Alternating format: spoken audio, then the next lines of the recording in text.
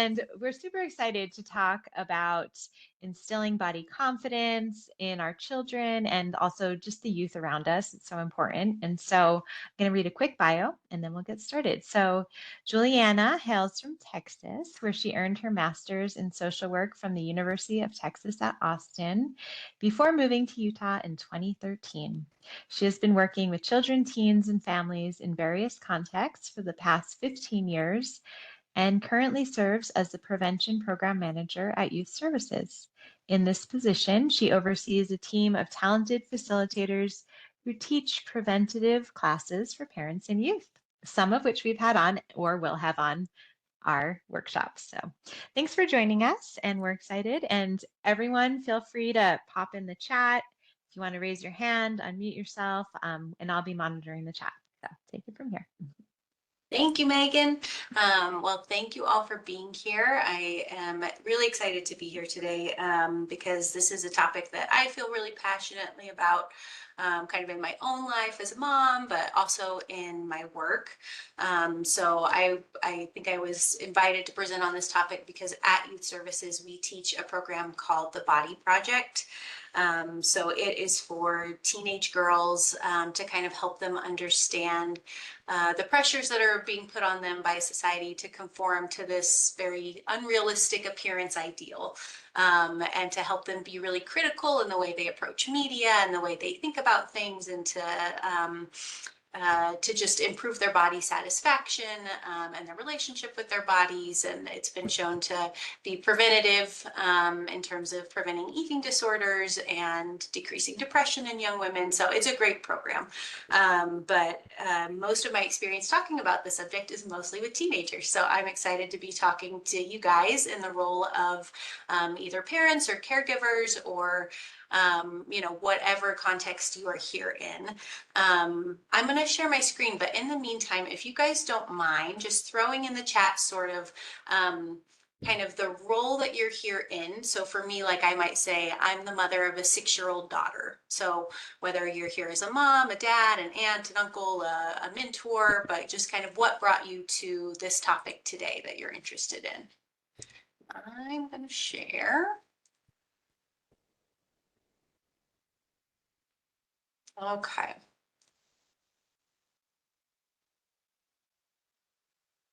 Awesome. So I saw mother. Let me see. It's always a challenge to get all the screens open. There we go. Okay.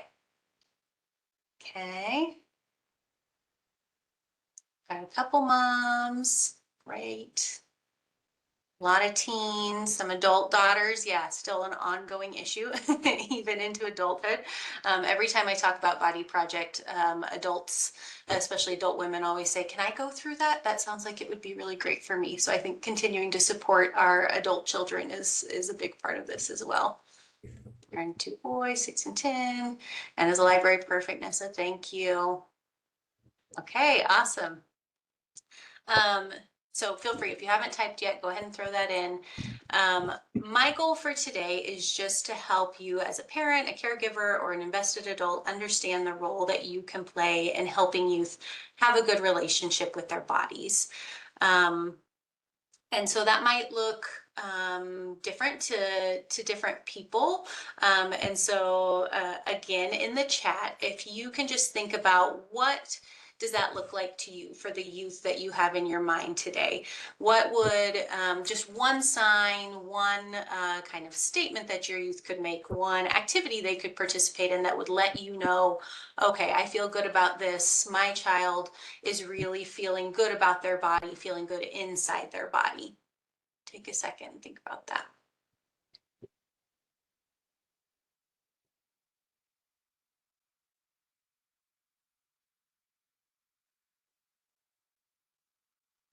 Anybody have any ideas? Things you hope to see from your kids?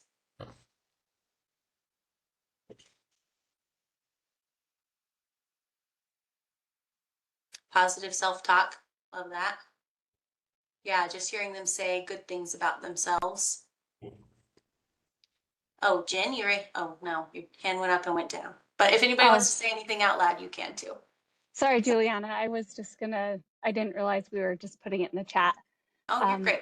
I love it when I see my kids go to the pool and they don't have to wear t-shirts or cover everything up, when they're just proud of themselves and can walk to the pool confidently. I feel really proud in that moment of them. Yes, I love that so much. I got like little goosebumps when you said that, Jen, because I can remember being a teenager and going through a phase of wearing shorts and the shirt and just being so self-conscious. And I love that idea of our kids just feeling okay inside their bodies to walk around. Whitney said having a close group of friends. Yeah, absolutely. Feeling confident enough to put themselves out there to just be connected with their friends. Yeah. For me too, I think some of the things that I sort of hope is um, having kids who are deciding what to eat based on how their body feels, right? Kids who are kind of choosing meals and choosing when to eat and how much to eat based on how they feel and not trying to control what they look like so much, but really being more about just listening to their bodies. So it can look like all kinds of different things. And yeah, so we'll just talk about a few different things that we can do to sort of set our kids up for success. So before we jump into that, I'm just going to play this clip. Maybe you guys remember this little girl from a few years ago. Let's see. Tell me if you Look, can. I can be a shark. Now my whole house is great. I can do anything good. I like my school. I like anything. I like my dad. I like my cousins. I like my aunts. I like my Allisons. I like my moms. I like my sisters. I like my dad. I like I like my hair. I like my haircuts. I like my pajamas. I like my stuff. I like my rooms. I like my whole house.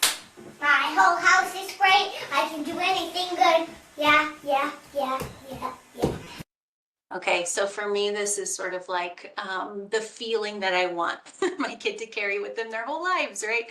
So often we see this in the little kids when they're 3 or 4, but then we just see them lose that along the way, that sense of confidence. And so really for me, that's a lot of what this is about, is just how do we help our kids keep that confidence, keep that sense of self as they go through all the changes our bodies go through. So we're going to talk about a few different topics, but I wanted to start just with the things that we say, the things we talk about, how we talk about our bodies. And we're going to kind of talk about how we talk to our kids, how we talk to ourselves, and how we talk about others. So some guidelines for talking to our kids. I didn't put this on here because it's kind of the most basic, but to not talk negatively about our kids' bodies, right? To not make negative comments, to not criticize their appearance. So just kind of avoiding all that critical talk. But on top of that, I think sometimes the phrase body positive can be a little misleading because even when we say positive things about the way people look, sometimes we're sort of unintentionally prioritizing that. We are kind of sending a message that the way they look is really essential to our care for them, or really essential to the way the world sees them. And so we want to, the main, I mean, obviously avoiding the negative and the critical talk is most important, but also being really thoughtful in the other ways we talk about our kids' bodies too. So I think it's a really good idea to try to diversify our compliments of our kiddos.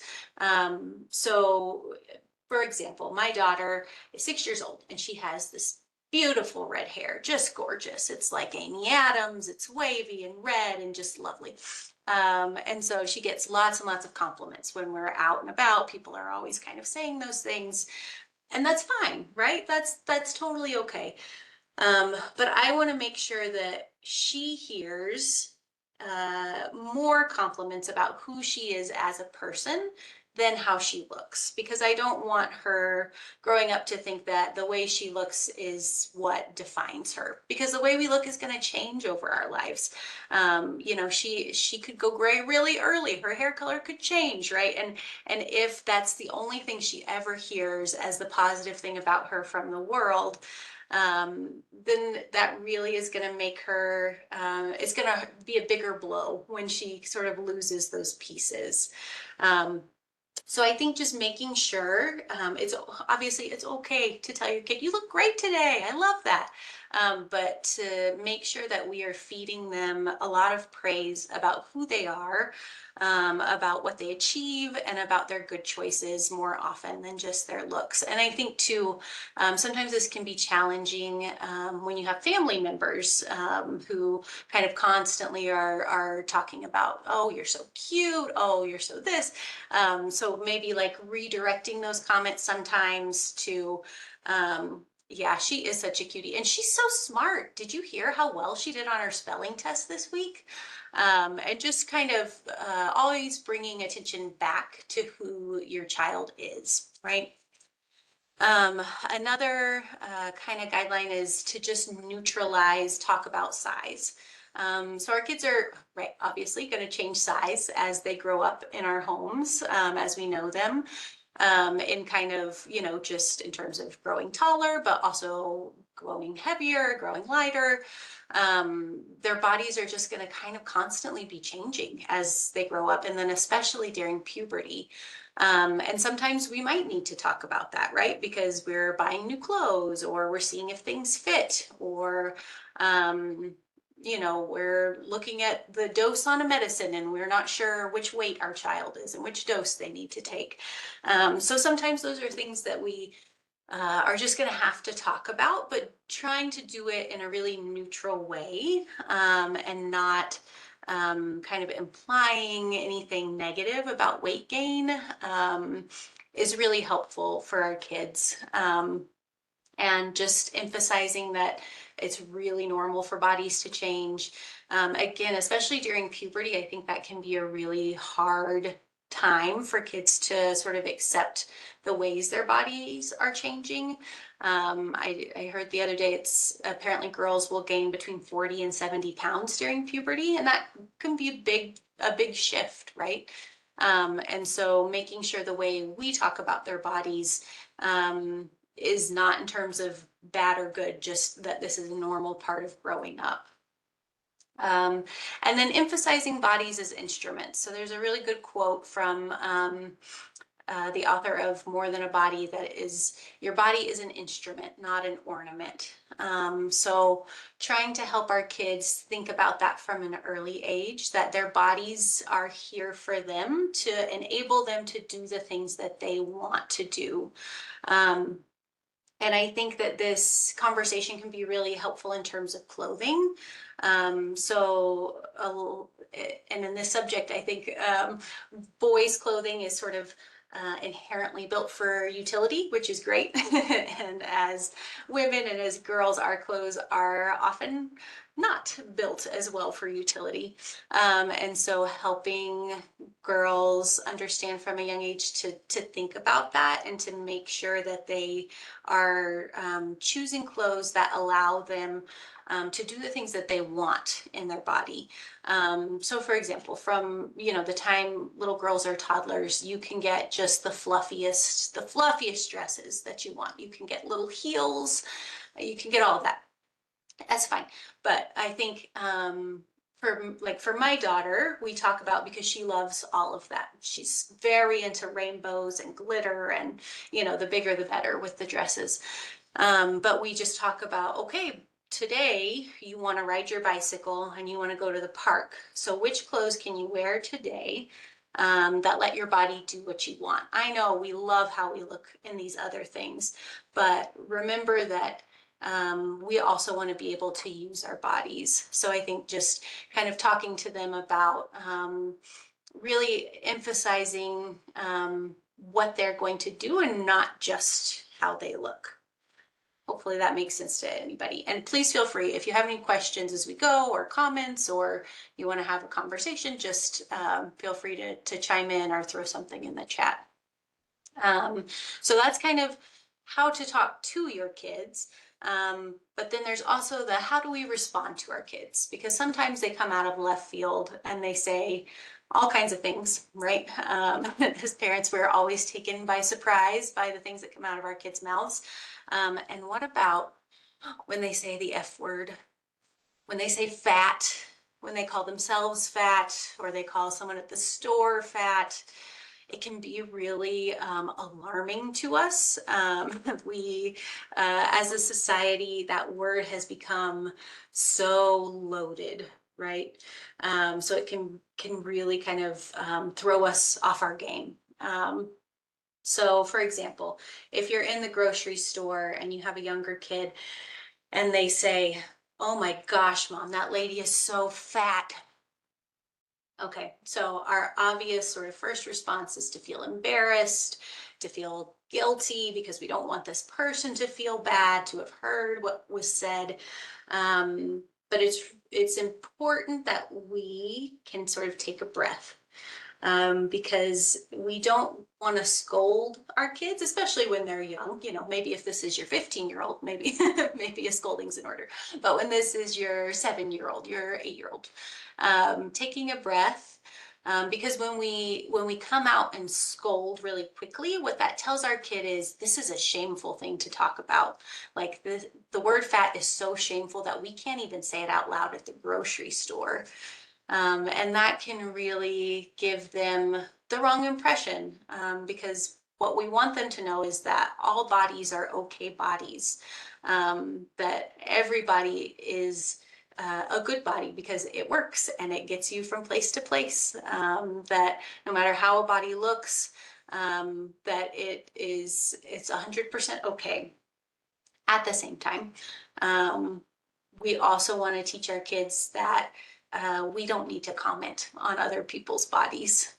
For me, that's kind of how I framed it with my daughter, is just that we don't talk about other people's bodies because we never know how they feel and it's not our business. And so if she were to say something like that at the grocery store, that would probably be my response, to say, yeah, there's a lot of different bodies all around us, aren't there? It's so interesting how everybody is different, that we see around us. And it's totally okay for you to notice that and to think those things, and even to tell mom those things when, you know, we're home and or more privately. But we don't want to say things out loud about other people's bodies because we just never know how they feel, and we just wouldn't want to hurt their feelings. Does that kind of track with everybody? Does anybody have any sort of examples or other ways that they've handled that situation before?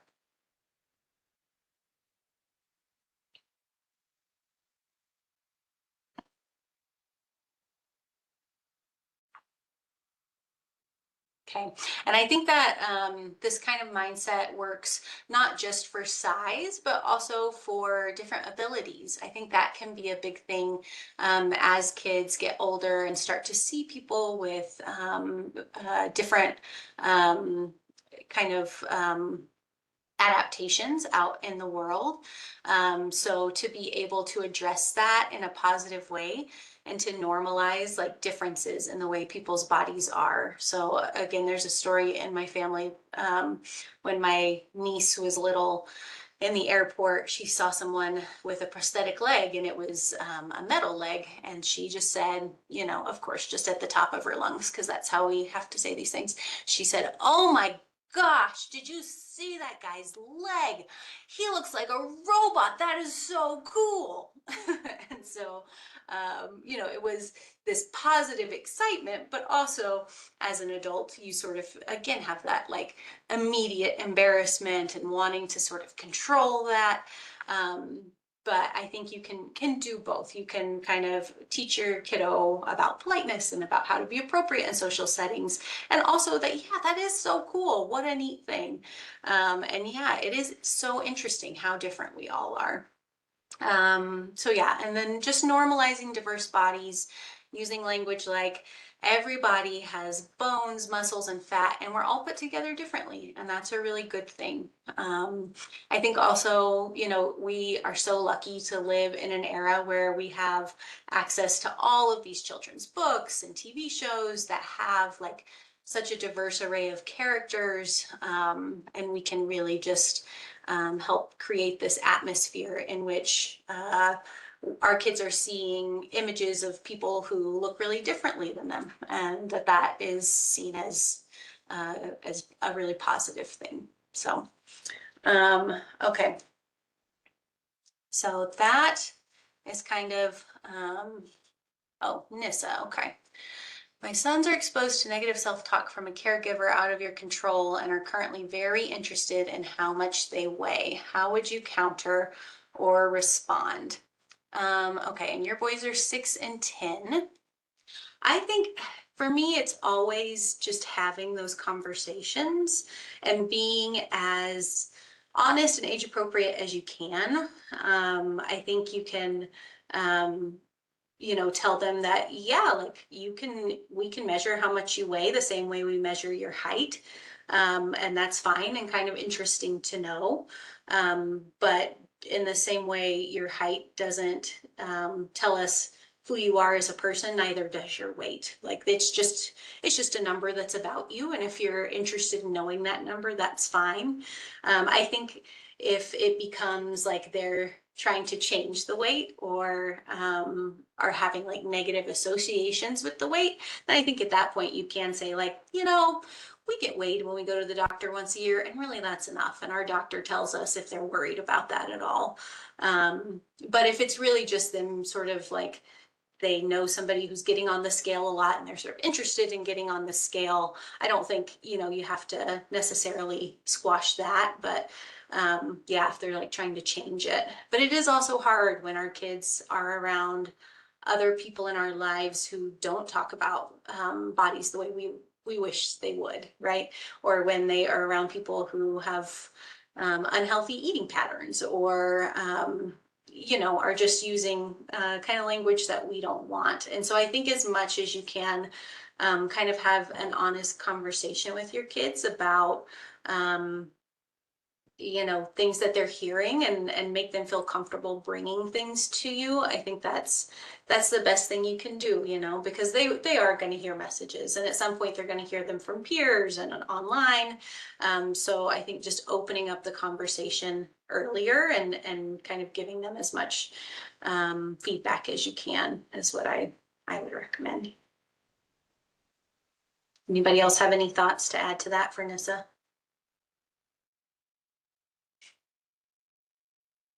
Okay. Oh. Hey, okay, so I have good news that is also bad news, which is your own relationship with your body matters a lot. So the way we feel about our own body satisfaction really does affect the kids in our lives, the kids that we're around. And I got this quote from an article. It said, "We're often the first role models in our kids' lives, setting the stage for how they perceive themselves and their bodies. Consider a mother who frequently comments on her weight. If she openly expresses body dissatisfaction, saying things like, 'I can't wear that, I'm too fat,' her daughter's likely to internalize these sentiments and feel pressure to conform to her mother's standards. But conversely, a mother who celebrates her body and practices self-care can inspire her daughter to embrace her own uniqueness."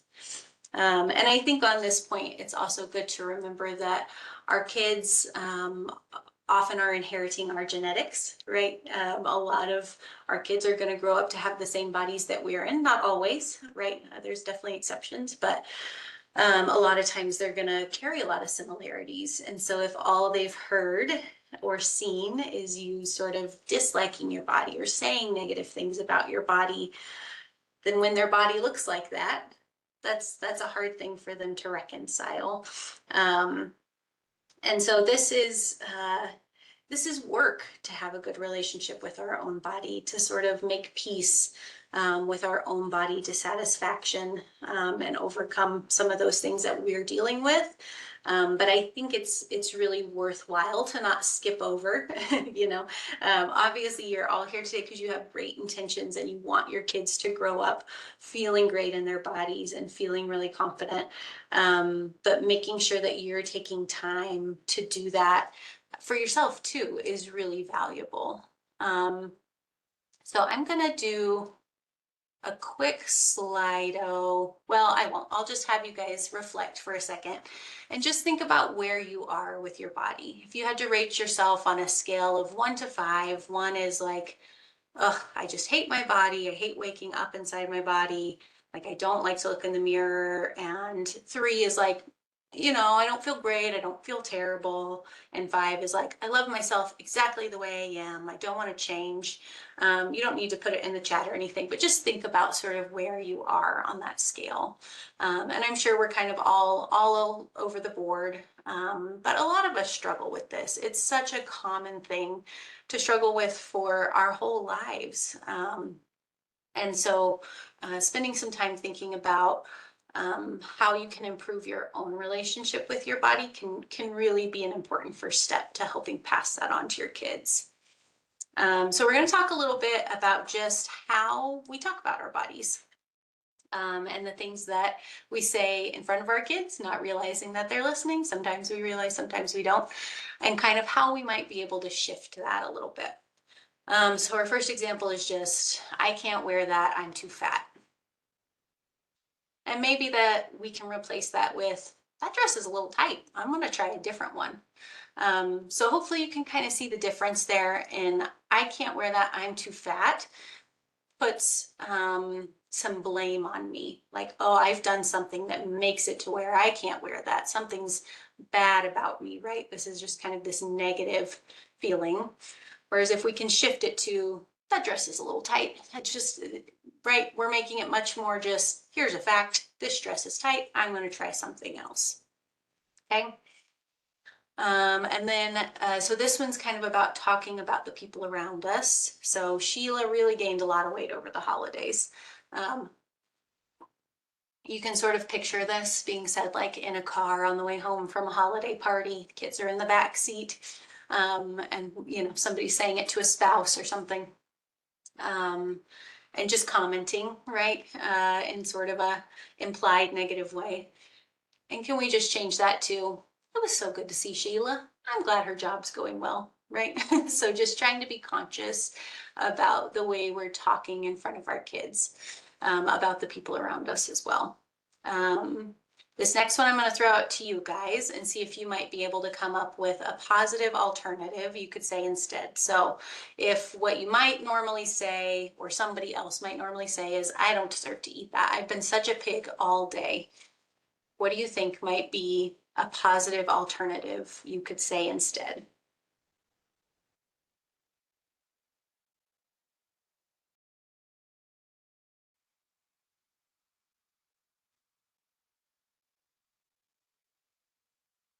I feel full right now. My belly's feeling full. I'm not very hungry.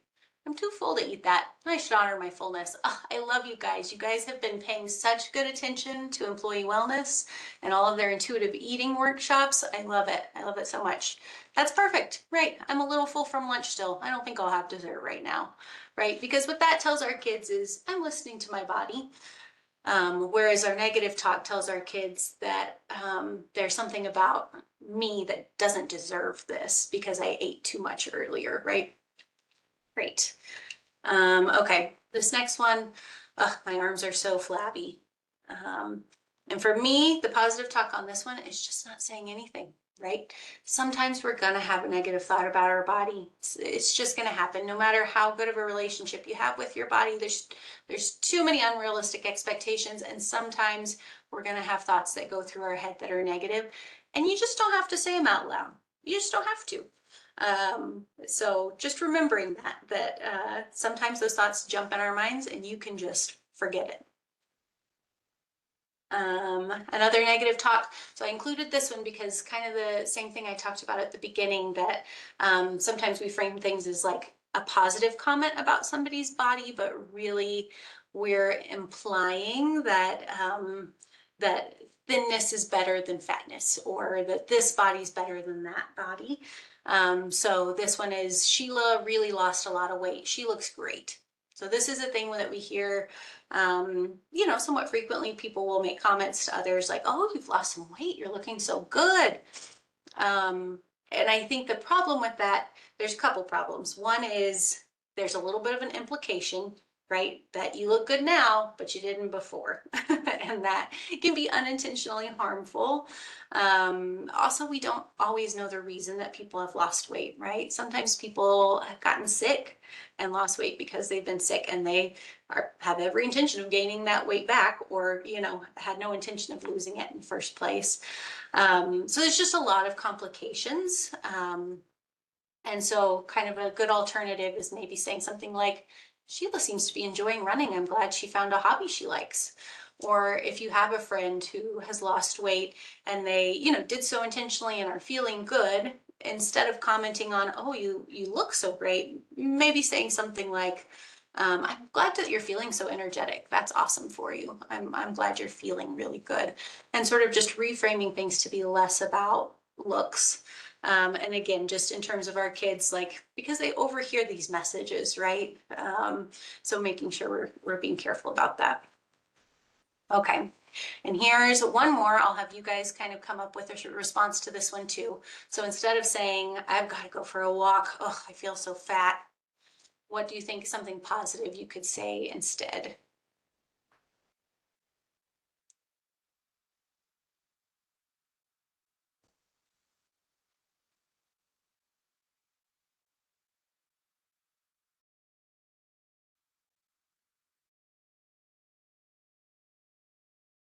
I want to enjoy the outdoors. I'd like to move my body. Yes, absolutely. I love that. Again, kind of tying back to just, this is what my body wants right now. And it's totally fine to recognize that. I'm feeling a little antsy. I think my body wants a walk. That's a totally appropriate thing to say, but just that reframe can be really, really powerful if our kids are kind of constantly hearing this kind of positive talk instead of the negative talk. Okay, so I'm going to be moving on from kind of what we say. Any other questions, comments about that? Questions people have? Okay. All right, so I'm going to talk a little bit about just trying to teach your kiddos to have a positive relationship with food. And my big disclaimer at the beginning of this is I am not a nutritionist. That's not my area of expertise. Employee wellness, again, has so many good kind of trainings on anti-dieting and intuitive eating, and I recommend all of those, but that's not my specialty. So everything I say is kind of just about what we're teaching our kids about their relationship with food. Because our relationship with food and with movement really influences the way we feel in our bodies a lot of times, right? So I think it's really important to teach that food is for fuel and food is for joy, right? So both concepts are really important. I think that I put a Venn diagram on here, but I wish it was like really crammed together, because I think the amount of food that is both fueling and joyous is that middle section, right?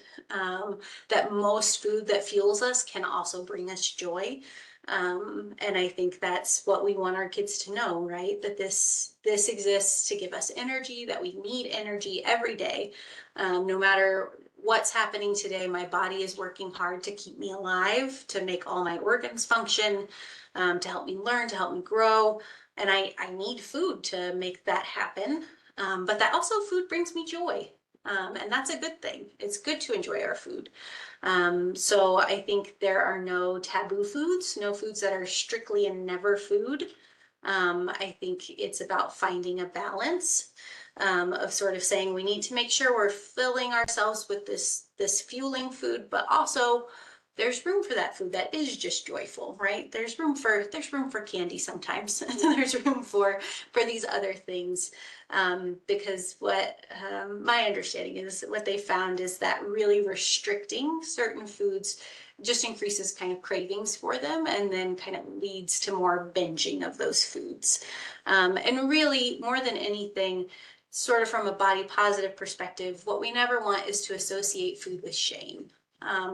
So not shaming our kids, not making them feel guilty for wanting certain foods, for craving certain foods. Obviously, we're also the parents, right? And we have to set limits sometimes on things, but trying to make sure that as we're setting limits, we're doing it in the context of, my job is to make sure you grow up healthy and strong, and I got to make sure you have enough of these foods that help you do that. And that means sometimes we don't always, have a lot of room for the foods that are less fueling, but that doesn't mean we never have them. It's a tricky line to balance. I also think using intuitive eating with your kids is great. I say that with the caveat of my child very often, eats a little bit of what's on her plate and wants to leave. And then, 30 minutes later is like, oh, I'm hungry, I want this. So I understand very much that, even as much as like I believe that my daughter actually knows when she's hungry and when she's full, again, as a parent, you know your kid, and you have to adjust to kind of who they are, and making sure that they are getting what they need, and doing it, as the family rules allow. But I think also there is really something to it. Like my daughter, some days, she comes home from school, she wants a snack. She wants 3 cheese sticks that day. And some days she comes home and she just wants fruit.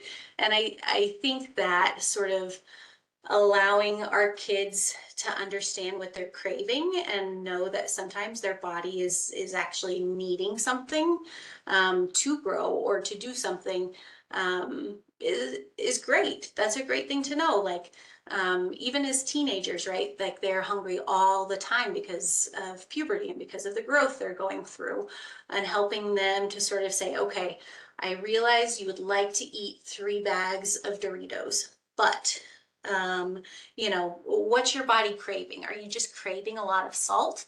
Because that's a thing your body could really need today. And sort of helping them to understand their body's cues, so that they can then sort of like thoughtfully choose what they want to eat. But really just, I think for me, the biggest thing is helping them to understand food in the context of, this is something my body really needs and really wants, and to be able to listen better to their body. I think avoiding language around earning or deserving food is really important. I think that can be really shaming, and it can also give a really kind of false idea that that the only people who deserve to eat are people who are super active, right? It's just not true. Like we all, our bodies work every day and need food every day. And yeah, we do have different needs if we're moving more, or if we're growing, or if we're doing different things, but we don't really want to equate like you have to earn just food in general. And then trying to practice what you preach, trying to be an intuitive eater yourself, trying to allow yourself balance, to not have taboo foods for yourself, I think is a good way to sort of model that. Does anybody have questions or comments about this? I think food can be a really tricky one, kind of across the age ranges.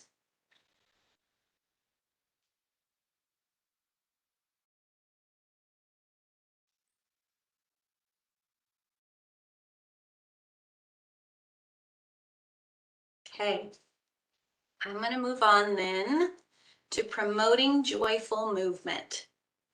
Okay, so just like food, obviously we want our kids to love moving their bodies, and to see movement as something that brings them joy.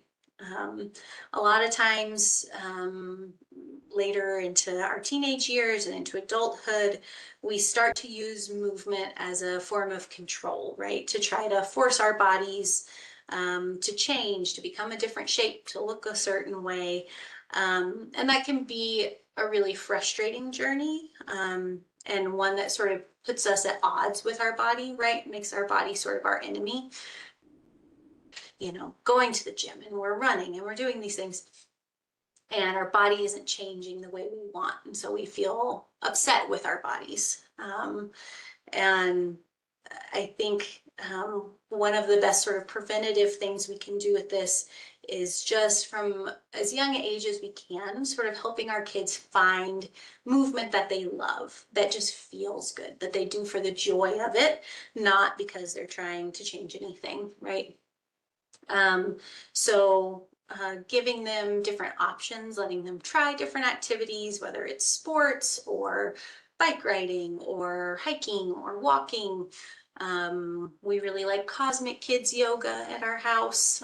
It's a really nice way to sort of be in our bodies, but just helping them find those things from the time they're young, and then having conversations around it and saying like, oh, that felt good, didn't it?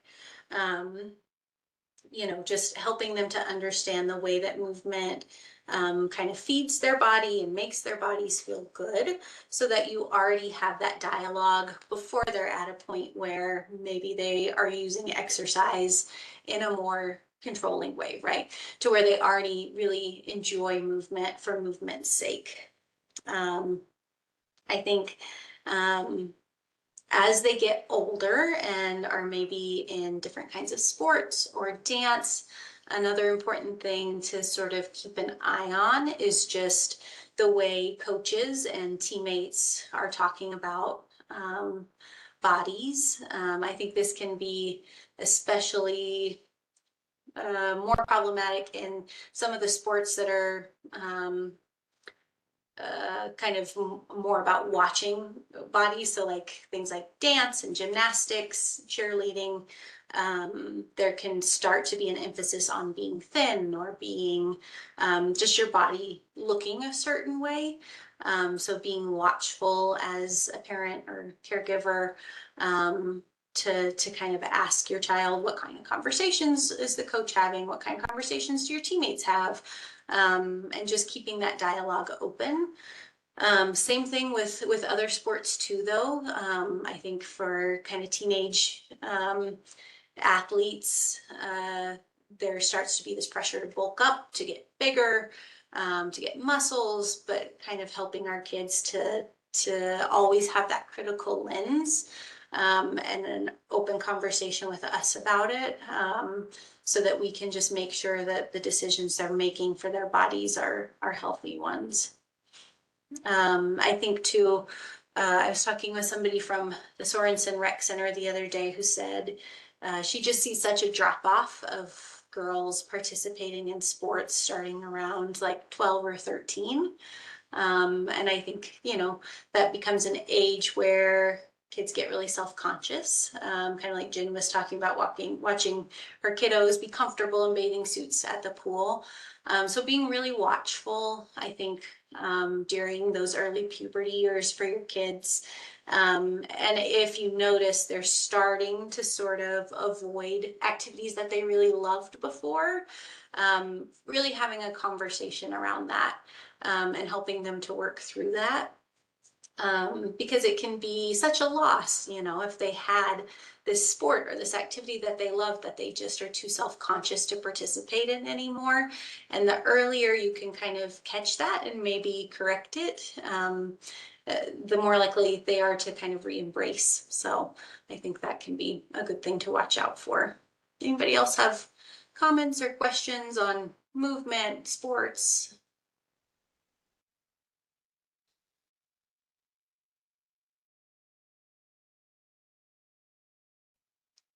Okay. My last piece is media. It can feel so daunting and so ubiquitous, just these constant sort of messages that we get, that our kids get about how they should look from the media. So I'll just kind of touch on a few things, but with social media, I think my first thought, I try not to be a fear monger, but social media is so scary. It's just, there's so much on there. When I teach the body project, the things the teens tell me that they see like in different accounts, and just these really unhealthy behaviors that are being promoted to them, it is really scary. And so I think the longer we can push their exposure, the better, because obviously, you know, a 12-year-old seeing that kind of messaging versus a 16-year-old isn't going to have the same critical thinking skills, right? We hope as our kids get older, their kind of critical thinking kicks in, and their exposure, or their, I guess, ability to kind of understand what's happening gets better. So the longer we can push it off, I think the better. And then limiting like the amount of time that kids are on social media, I think can be helpful. But as they're on social media, I think teaching them from the beginning or wherever you're at to go through accounts with a critical eye, and really think about, does this account make you feel bad? Is it selling me something? And just unfollow things that make them feel bad, or make them feel like something's wrong with them, or they need to change their bodies.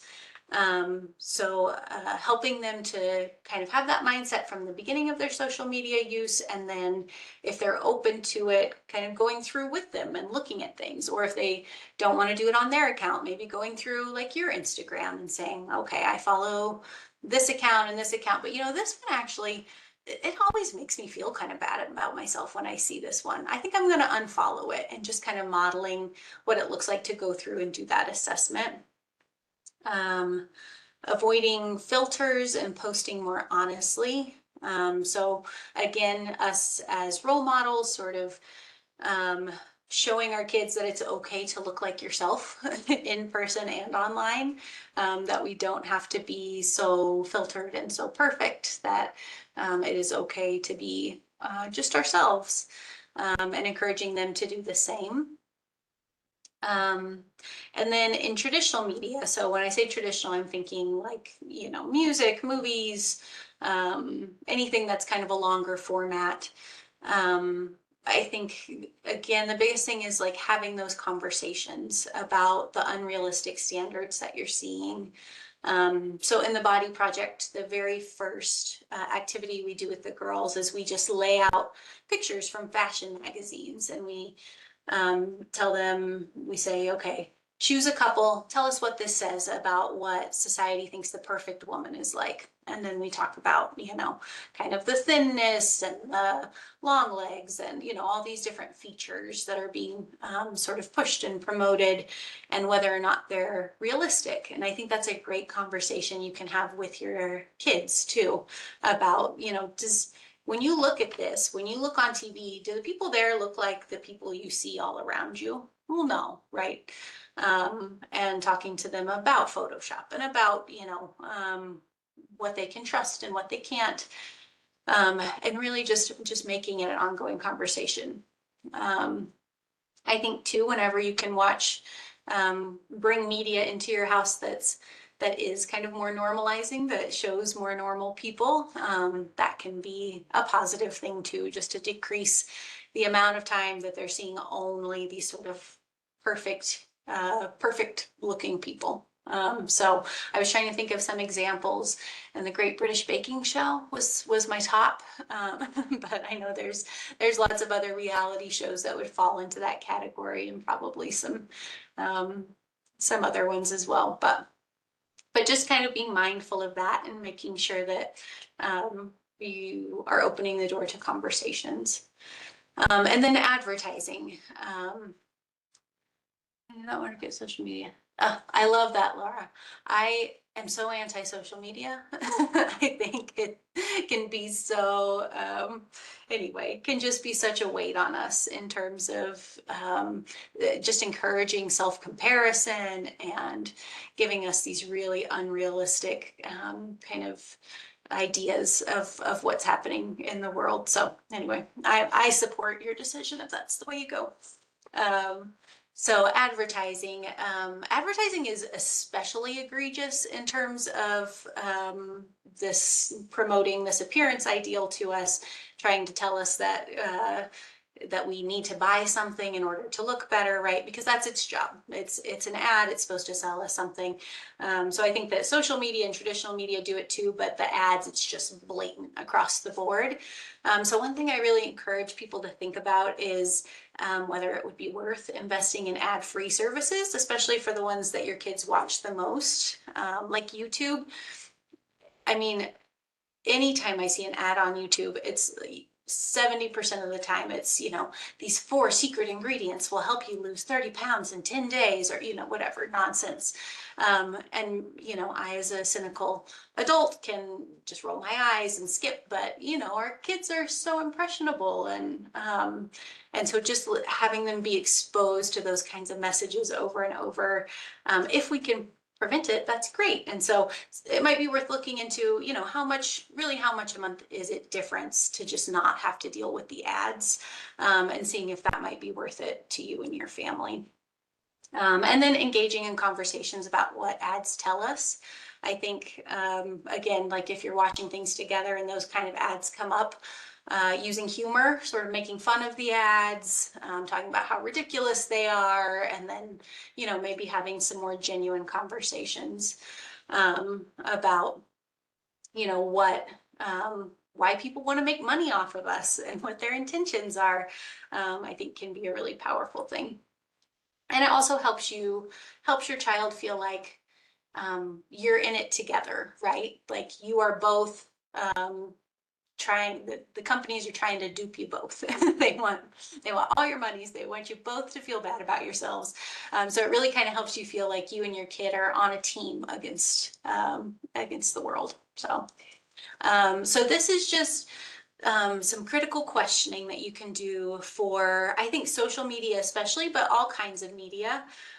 You can kind of go through this list of questions. So do I feel better or worse about myself after seeing this? Does it cause anxiety or shame about my body? Does it cause me to compare myself to others? Who profits from this message? Does this message want to profit off my insecurities by selling solutions to fix my flaws? Does this promote unrealistic ideas of what bodies and faces should look like? And this last one's more female specific, but does this value women for their character, talent, or personality, or only for their appearance? So I think these questions can be really helpful as you kind of look through social media accounts you follow or through the things you watch on TV, to just give you more of a critical eye as you look at things. Okay, and then I just have some resources here. So if any of you have daughters who are 13 to 17, again, we have the Body Project. That's a really powerful, great program that has been shown to, again, prevent the onset of eating disorders and decrease depression and improve body satisfaction. We have a class starting October 21st. It'll be from 6 to 7 at our office in South Salt Lake. And this QR code leads you to like a registration link where you could get more information if you'd like. I also just really recommend the book More Than a Body. I have it right here. So it's really good for you, for your kids. It also has a workbook that goes with it if you want to really do some self-reflection. It's a great resource. And then there's a podcast called the Full Bloom Podcast, and they don't make them anymore. It ended in 2022, but they have like 85 episodes that are, every single episode is about body positive parenting. So if you are leaving today thinking like, oh, I wish I could hear more about this or more about, whatever subject or kind of specialty topics, they have covered almost everything. So they are great. And here is my little body positive kiddo out on a hike with her sucker, living her best life.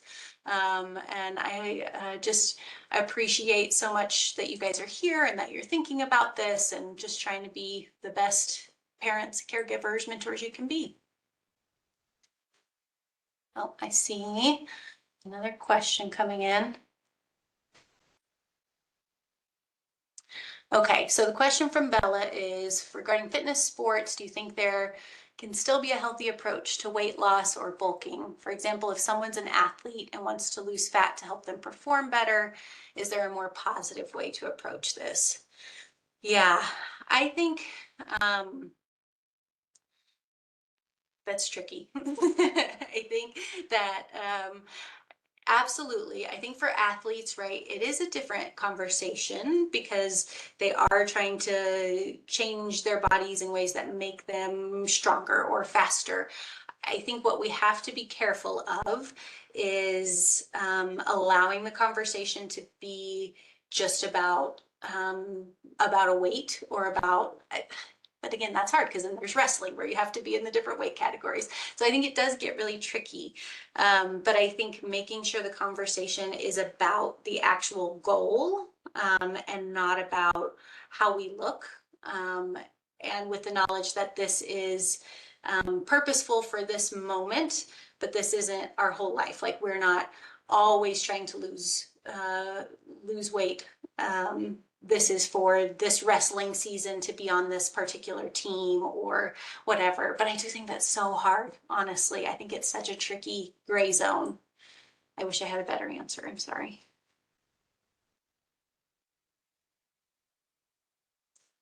Okay. I think there was one more question. Will there be another? I think she's referring to your class that you teach for Oh, teens. Will there be another one next year? yeah. And how So often are you offering those classes? we usually offer at least 2 or 3 times a semester and then once in the summertime.